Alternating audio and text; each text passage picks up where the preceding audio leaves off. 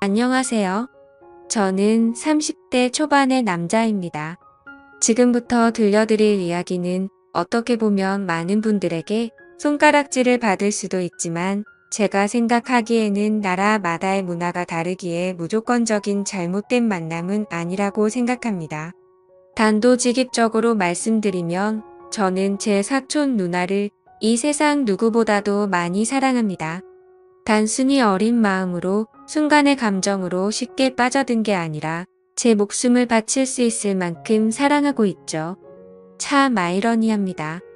어떤 나라는 사촌 간의 결혼이 가능한 곳도 있는데 우리나라에서는 이런 만남과 결혼이 결코 일어날 수 없는 일이라고 하니 말이죠. 그렇다고 처음부터 무턱대고 사촌 누나와 사랑에 빠져버린 건 절대로 아니었습니다. 정말 세상에서 일어나는 많은 사연들을 보면서 어떻게 저런 일이 있을까 싶었지만 그런 말도 안 되는 일이 저에게도 결국 일어나고 말았던 거죠.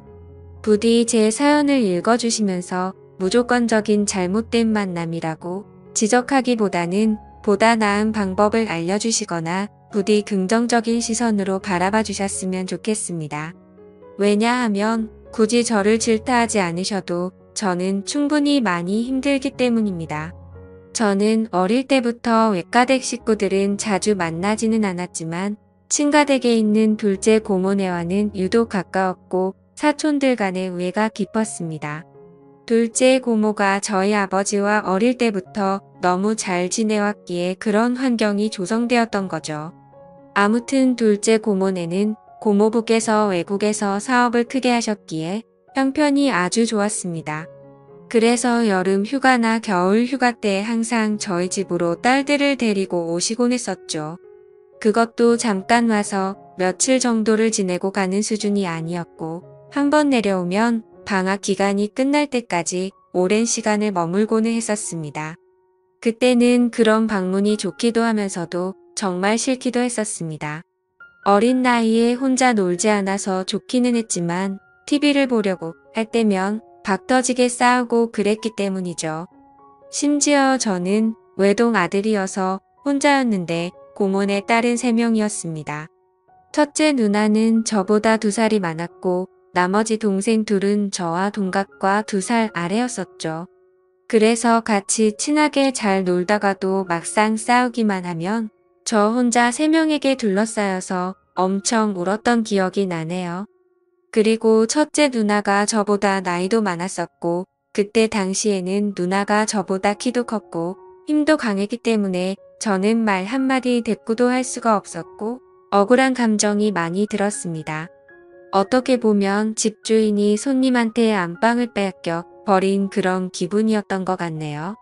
아무튼 그렇게 몇 년 동안을 고모네 식구들한테 당하다 보니 저는 너무 짜증이 났었습니다.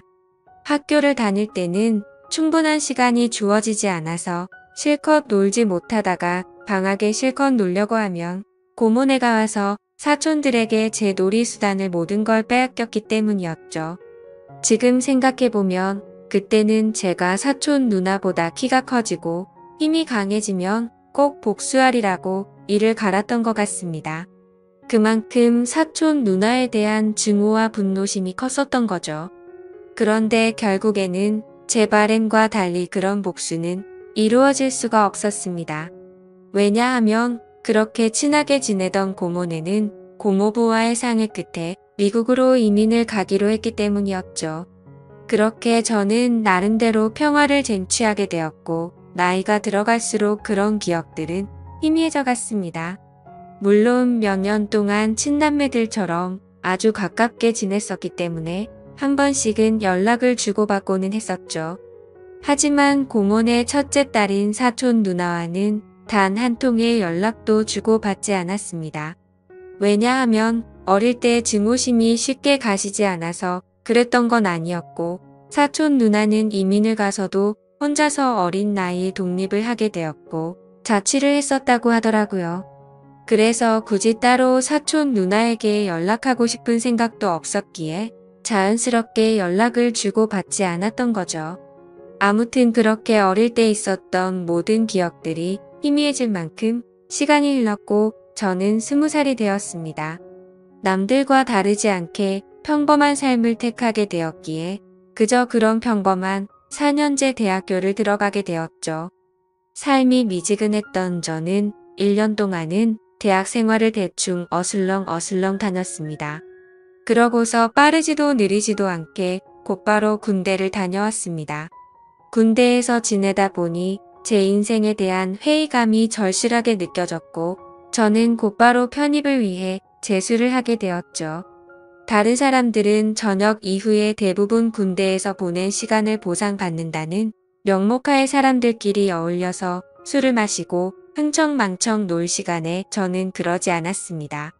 저는 정말 1년이란 시간 동안 정신이 나간 사람처럼 공부를 했습니다. 친구들이 제게 독하다고 욕을 하고 저주를 퍼부을 정도였습니다. 솔직히 그런 게 내 인생에 도움을 주는 건 전혀 없었기에 가볍게 무시했었죠. 그래서 엄마의 휴대폰을 잠시 사용해서 연락이 안 될 거라고 통보를 한 뒤에 제 휴대폰은 개통조차 하지를 않았습니다. 그때 당시에 제 하루 일과는 정말 처절했습니다. 잠을 자다가 일어나면 공부로 시작해서 밥 먹는 시간과 화장실을 가는 시간을 제외하고는 오로지 하루 종일 공부만을 하면서 시간을 보냈습니다. 그로 인해서 코피는 하루라도 안 흘리면 이상할 정도였었고 여름에는 하루 종일 앉아있는 탓에 엉덩이의 땀띠가 너무 심각해져서 병원까지 다닐 정도였었죠. 그렇게 1년 동안 공부를 열심히 한 끝에 수능을 보게 됐습니다. 결과는 생각보다는 잘 나왔지만 결국 정말 아주 아쉽게 제가 바라던 대학교에는 떨어지고 말았습니다. 그래서 두 번째 지망하던 학교를 가느냐 아니면 1년을 더 준비를 하느냐의 기로에 서게 되었죠. 사실 말이 기로에 서게 된 거였지 제 뜻은 확고했었습니다. 공부를 시작할 때 목표는 오로지 한 곳이었기 때문이죠. 하지만 부모님의 눈에는 제 모습이 너무 처참했기에 제게 그 정도면 됐다며 두 번째로 지망한 학교로 가라고 하셨습니다. 저 또한 너무 힘든 1년을 지나왔기에 포기하고 싶은 마음도 굴뚝 같았죠. 하지만 결국 저는 고집을 부렸고 1년을 더 준비하기로 했습니다. 고통의 시간은 또다시 시작되었고 또다시 수능을 앞두고 어머니께서 오시더라고요. 어머니는 본인도 미신은 절대로 안 믿는데 지푸라기라도 잡는 심정으로 계명을 하는 게 어떻냐고 하시더군요. 저를 위해서 매일같이 기도를 드리러 다니시다가 만난 분에게 제 이야기를 했더니 이름이 뭔가 제 앞길을 자꾸만 가로막는다며 계명을 권하셨다고 하더라고요. 별로 고민할 것도 없었고 그러자고 했습니다.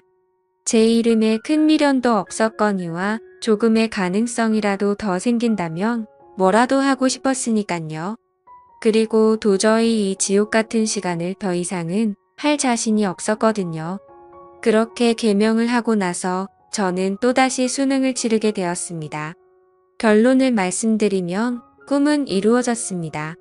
제가 그토록 원하던 대학교에 합격을 하게 되었던 거죠. 그래서 제 인생은 군대를 가기 전과 후가 정말 완벽하게 달라지게 되었습니다.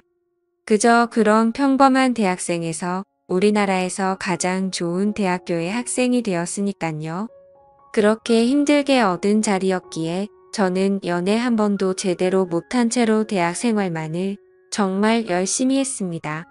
시간은 금방 흘러갔고 어느덧 저는 졸업을 하고 다행히 대기업에 당당히 입사를 하게 되었죠. 처음 회사를 입사하고는 모든 게 낯설었고 힘든 시간의 나날들이 이어지더군요. 하지만 이곳 직장도 사람들이 사는 곳이라 그런지 점차 익숙해져 갔고 사내 커플이 있었는데 그 커플을 보고 있으니 저도 모르게 외로운 마음도 들기 시작하더라고요. 제가 학창시절에 엄청나게 인기가 있는 스타일은 아니었지만 적어도 여자친구가 없는 기간이 1개월도 넘기지 않을 만큼 항상 여자친구가 있었거든요. 대부분은 오랜 시간 동안 만남을 가졌기에 많은 여자들을 만난 건 아니었죠. 아무튼 이제는 열심히 이루고자 하는 바도 일단은 어느 정도 이뤄낸 것 같은 마음이 들기 시작했고 다른 사람들처럼 친구들도 만나고 회식도 하고 평범한 나날을 보내고 있었습니다. 그리고 주말을 앞둔 금요일 저녁 제 인생을 송두리째 바꿔놓은 여자를 만나게 되었습니다. 그날은 모처럼 회사를 마치고 친구들과 강남에 있는 술집에서 자리를 가졌고 술에 취한 나머지 평소에 거들떠도 보지 않던 감성주점의 술집으로 향했습니다. 그곳은 나름대로 헌팅을 하기에 자연스러운 분위기에 춤도 추고 술도 마시는 클럽 음악이 나오는 술집이었죠. 저는 시끄러운 곳은 그렇게 좋아하지 않는 성격이어서 별로 재미가 없었습니다. 그런데 참 눈이 즐겁긴 하더라고요. 어린 사람들이 신나게 꾸미고 와서 그런지 하나같이 잘생기고 예쁜 사람들 투성이었죠. 그렇게 한참을 놀다가 제 눈에 띄는 한 사람이 있었는데 그녀를 보자마자 첫눈에 사랑에 빠지는 기분이 들었습니다. 왜 그렇게 생각할 정도였냐면 저는 평생 여자에게 번호를 물어본 적이 없었는데 그 여자를 놓치고 싶지 않은 마음에 정신이 나갔던 건지 저도 모르게 그녀에게 다가가서 대뜸 번호를 물어봤던 거죠. 그녀는 시끄러운 소리에 네? 라고 되물었고 저는 다시 한번 번호 좀 알려주실 수 없냐고 물어봤습니다. 그러자 그녀는 죄송한데 남자친구가 있다며 정중하게 거절을 하더라고요. 그때 돌아섰으면 됐을걸? 자존심 구겨지게 친구로라도 지내고 싶다며 재차 물어봤습니다. 그녀는 다시 한번 죄송하다고 하고는 그 자리를 떠나더군요. 생애 처음으로 번호를 따본 거였는데 거절을 당해서 너무 창피해 죽겠더라고요. 쥐구멍이라도 숨고 싶은 심정이 이런 건가 싶었습니다. 그런데 그런 창피한 감정보다도 그녀의 연락처를 받지 못한 게 더 상심이 컸습니다. 또다시 다가가서 말을 걸면 이상한 사람으로 볼까 봐서 차마 다가가진 못했죠. 그렇게 조용히 술을 마시면서 그날 그곳에서 오로지 그녀만 쳐다보다가 집으로 돌아갔습니다. 집에 와서도 용기를 다시 내볼 걸 그랬나 생각도 들었고 정말 아쉬운 마음에 밤새도록 잠을 설쳤었던 기억이 나네요. 사실 스쳐가는 인연이라고 생각하면 며칠 정도 지나면 금방 잊혀져야 정상인데 그로부터 3달 정도가 지났을 무렵에도 문득 그때 그날의 그녀가 생각나서 환장을 노르시더라고요.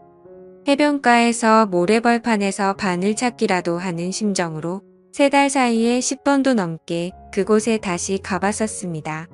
하지만 결코 다시 마주칠 수가 없어서 운명이 아닌가 보다 하고 포기하고 있었죠.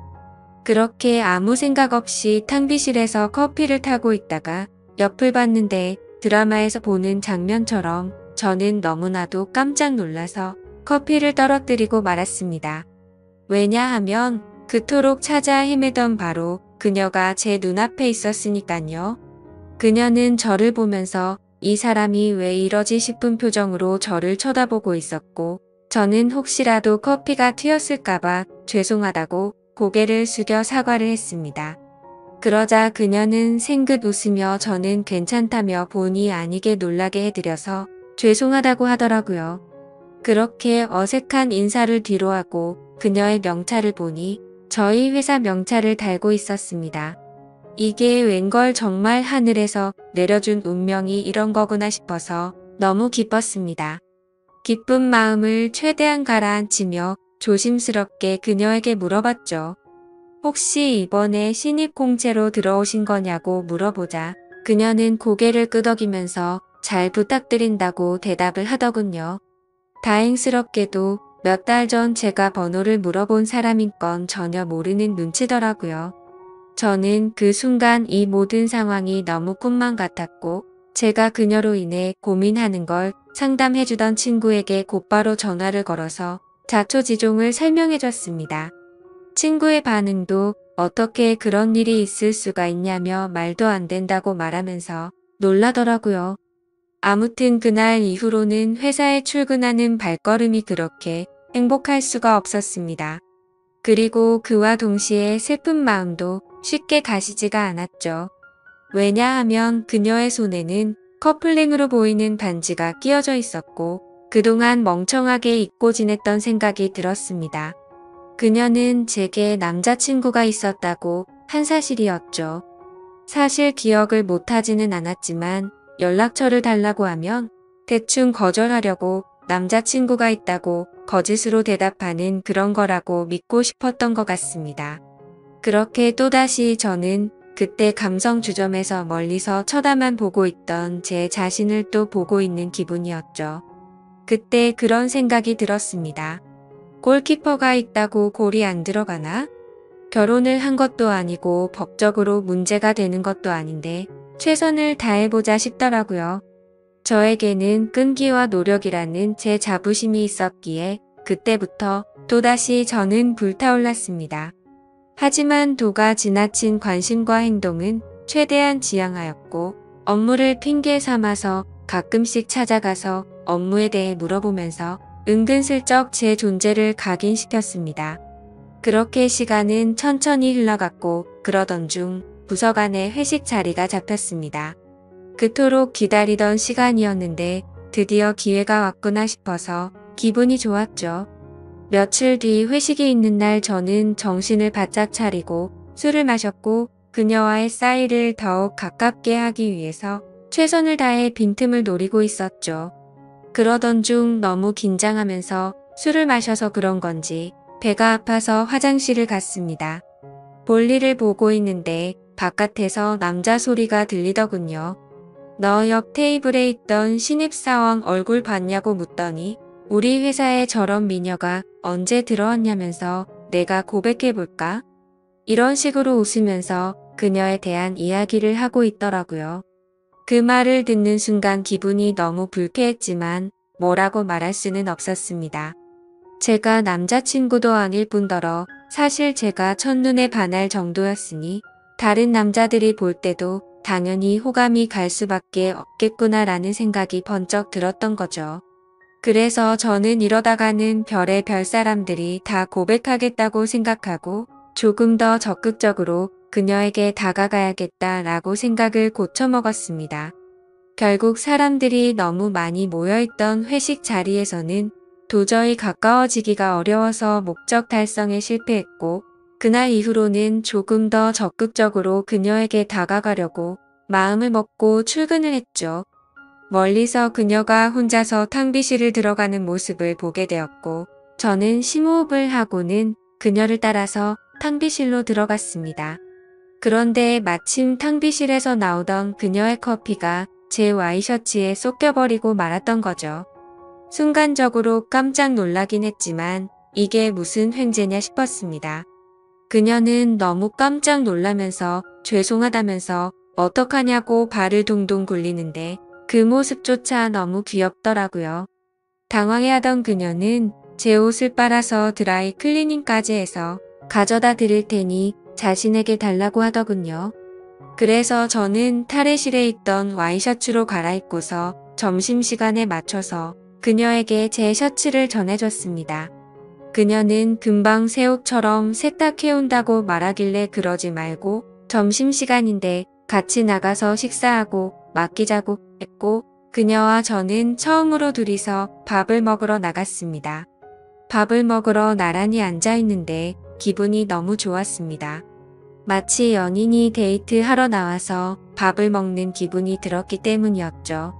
그녀는 또다시 자신의 잘못을 사과하면서 어쩔 줄 몰라 하길래 저는 그렇게 죄송하면 부탁 하나만 들어달라고 말을 했습니다. 무슨 부탁이냐고 물어보는 그녀에게 오늘 술 한잔 마시고 싶은데 친구들이 전부 약속이 있다고 해서 시간 괜찮으면 회사 마치고 술이나 한잔 사주면 안 되겠냐고 물어봤죠. 그녀는 잠깐 망설이더니 제 생각을 아는지 모르는지 알겠다면서 그러겠다고 대답을 하더라고요. 대답을 듣자마자 기분이 너무 좋았습니다. 생각하지도 못한 사고로 인해서 둘이서 밥도 먹고 술도 마실 수 있었으니 말이죠. 그렇게 그녀와의 단둘이서 먹는 첫 식사를 끝마치고 같이 세탁소에 들려서 옷을 맡기고는 퇴근 후 다시 그녀와 단둘이서 만났습니다. 그녀에게 배고프지 않냐며 뭘 좋아하냐고 물어보자 제가 먹고 싶은 곳으로 가자고 대답을 하더군요. 그래서 어디로 갈지 고민하는 척을 했지만 사실 이미 그녀와 갈 곳은 정해져 있었습니다.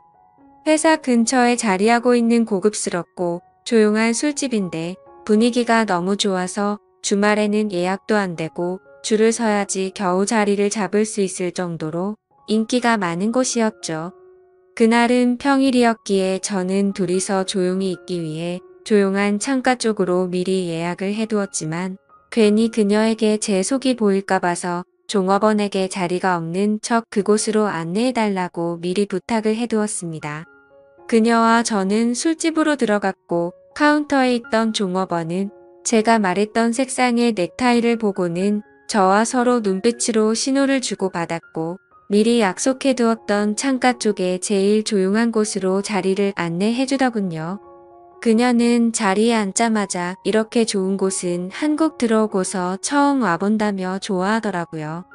그 말을 듣고 한국에서 지낸 게 아니냐고 물어보자 이민을 가서 학창 시절을 다 미국에서 보냈다고 대답을 했고 이 회사에 입사를 하기 위해서 몇 달 전에 한국으로 들어온 거라고 말하더군요.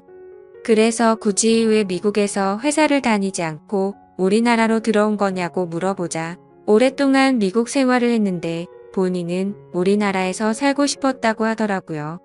그렇게 저는 두근거리는 마음을 최대한 드러내지 않으면서 자연스러운 대화를 이어갔고 술이 점점 취해가게 되자 그녀와 저는 서로가 농담도 주고 받을 정도로 점점 가까워지고 있었습니다. 그러다가 저는 술 기운을 빌려서 그녀에게 적극적인 자세로 물어봤죠. 손에 낀 반지는 커플링인 것 같은데 한국에 들어온 지 얼마 안 됐을 텐데 남자친구는 한국에 있는 건지 미국에 있는 건지 물어봤습니다. 그녀는 손가락에 있는 반지를 만지더니 웃으면서 대답했습니다.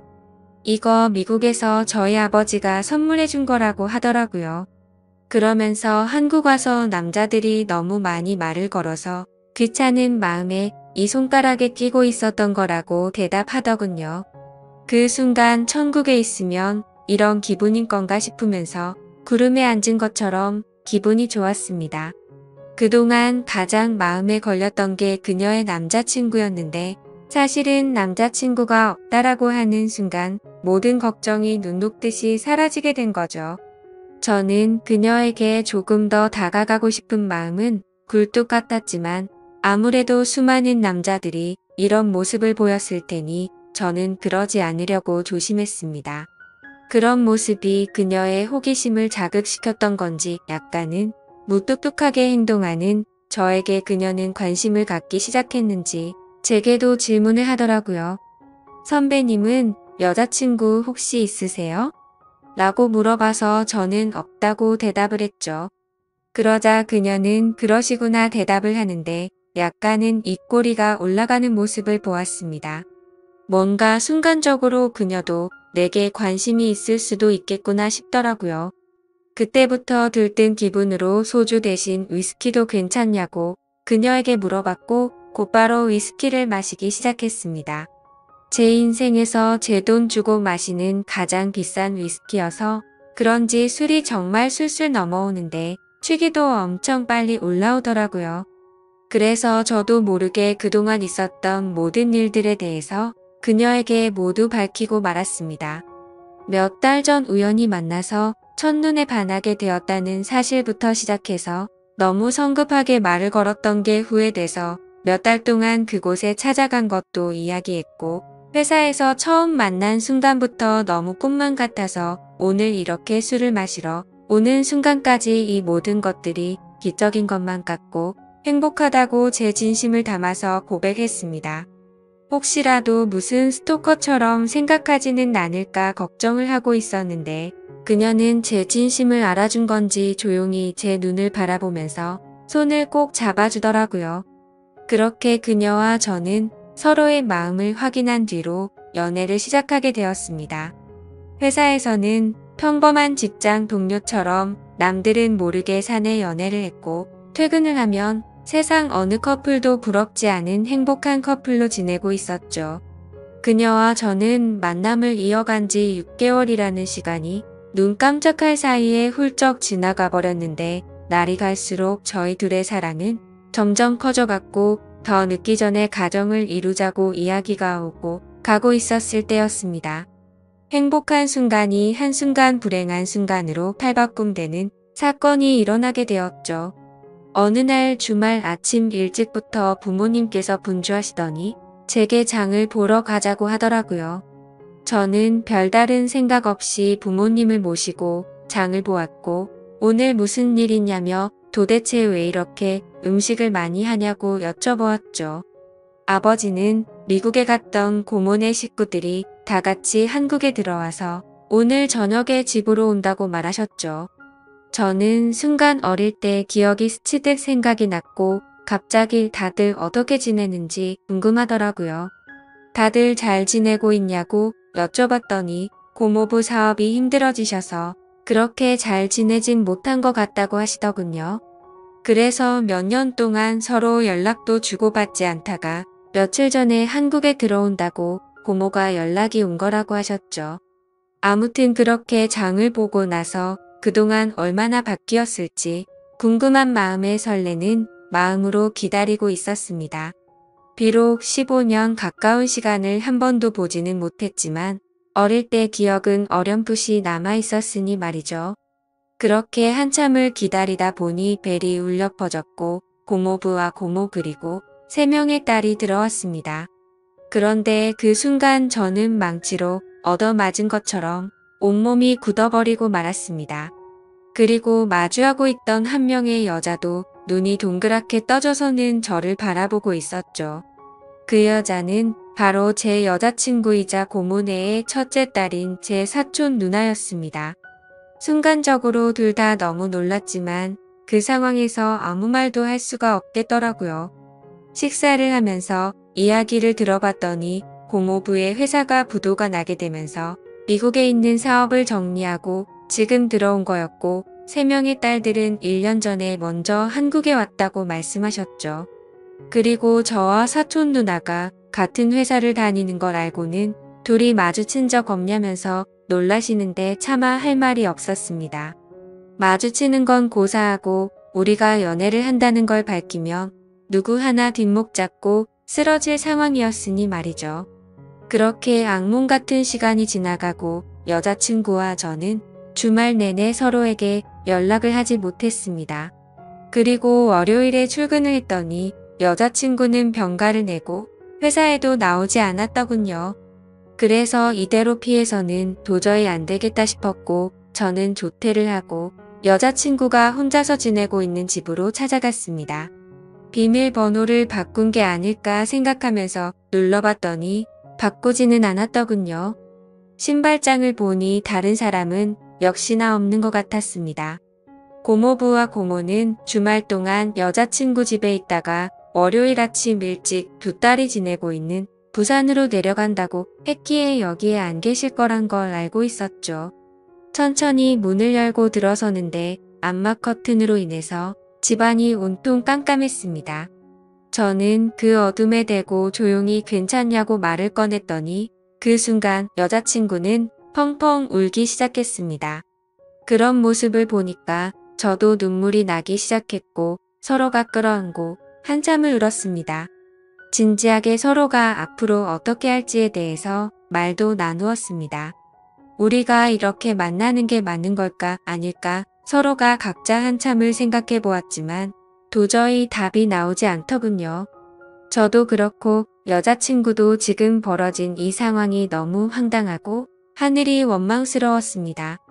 사촌 간의 만남이 지구상에 있는 모든 사람에게 절대 안 된다란 정답이 정해져 있다면 군말 없이 따랐을 텐데 이런 경우에는 나라마다 다른데 이걸 어떻게 해야 하는 건지 너무 혼란스럽습니다. 결국 저와 여자친구도 도저히 해답을 찾을 수가 없었고 서로가 시간을 갖고 생각해보자고 한 지가 2주가 지났는데 차마 답이 나오지가 않네요.